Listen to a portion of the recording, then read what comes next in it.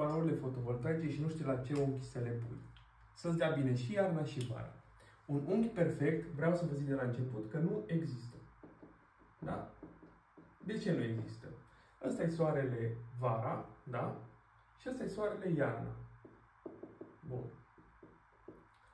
Asta ce se traduce? Cum se traduce schema asta? Că soarele vara, să zicem, e așa, da? Deci el răsare de la un est și apune la un vest, așa, da? Deci ca și poziția lui. Și iarna, el e așa, da? Deci el mume jos. Dacă ar fi să desenăm schematic, vara ar fi aici și iarna ar fi aici. Noi știm că un panou să dea maxim trebuie să fie cât de cât perpendicular cu soarele, da?